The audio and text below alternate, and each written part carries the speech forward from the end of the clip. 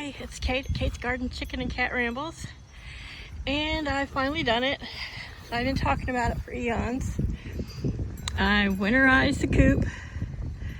That side with the peach and the donut is so much cuter, but I have to admit I was tempted to unroll a couple of the other tarps to see if any of them matched, but they're just too heavy and my tennis elbow is killing me. So it's stapled and it's also special zip tied up there, so absolutely no drafts can get into the coop. I've tested it out. I kind of like that look better than I do the orange on the other side, but hey, at least it's drinks, which looks like it's iced coffee and stuff I don't drink anyway, but I'm pretending that tan one's a chai latte, like a chai tea latte. I don't do coffees, but they're buttoned up for the winter, and I haven't taken flashes down. I just made them a little door that it hooks to the top, and when I come out at night and they're in bed, I just slide it down.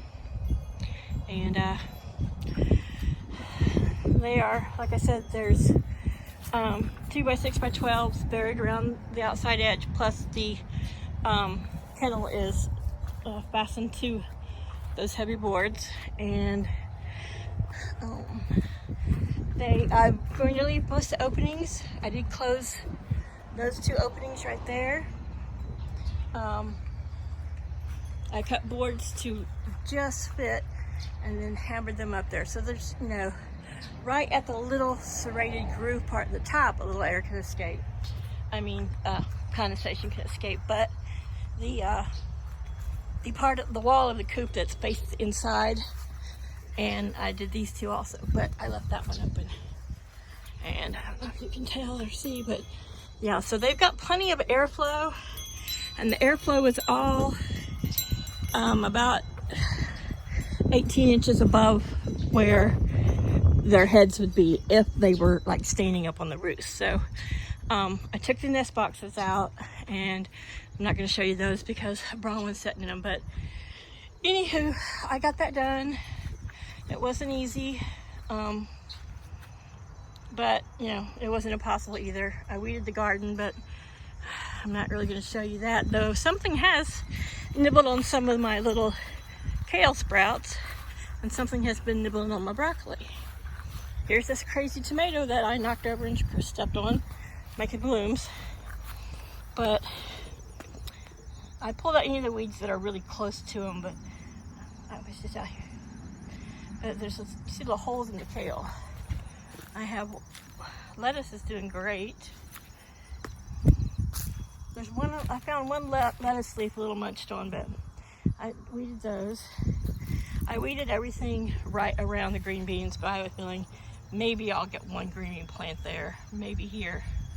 But I can tell something's been munching on my broccoli too. So I weeded anything that was a nuisance, and then once some of the weeds get bigger, then I'll pull them. But I noticed with fine motor movements with my hand, like pinching and pulling, it kind of hurts. Anyway, girls haven't done much on their pumpkin. What do you guys got? Huh? Got pumpkin treasure? Now just little holes? Look, and they're like, what? We didn't do anything, huh? So you can tell that Neve is still around her eyes, and her little bitty rose comb and wattles are still real pink. They're not dark yet. Cubas are a little bit darker, but we don't want to leave the cat out. There he is, the black spot there in the center of the screen. He's been moving along the fence laying in the sun. Tonight we're supposed to get down to 35 or maybe a little less, hopefully not less, but so I wanted it still to be cross breeze airflow. We're gonna have, it says up to maybe 70 this next week, but you know, you never know if it really is. I had to rearrange those a little bit after I fell through them. I was trying to just move them forward a little bit and then maneuver behind them, and no, so luckily I didn't crush them. But I did catch myself with my bad elbow, so you know, at least I'm consistent with my newfound clumsiness. So Chaos, he slept on the sweater on top of the straw last night, but so he's got his little bed in here. He's got polar fleece and he's got his heating pad heating it up. I have a heating pad that's probably 15, 20 years old, older than the cat, and it's one that it doesn't shut off after a few hours. So, and only half of it heats up now, but I've got it on low, and I'll leave it on low. I don't worry about fire or burning him. It's wrapped in polar fleece pajama bottoms, and he's got a polar fleece, a flannel,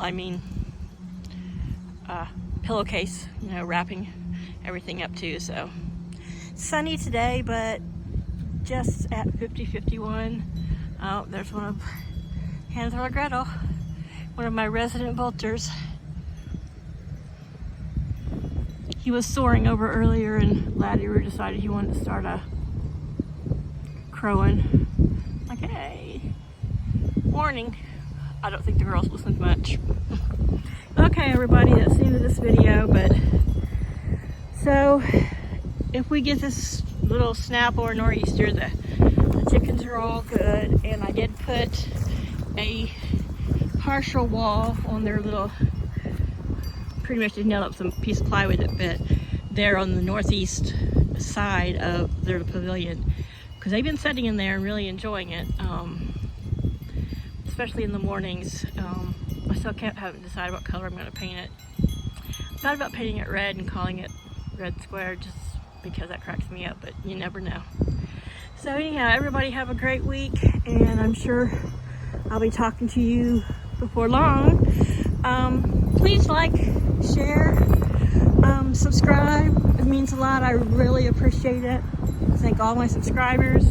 And again, this winter we'll have some beautiful burgundy okra seed for anybody who wants any. All right, there's the Dunkin' Donuts Coop. Bye, y'all.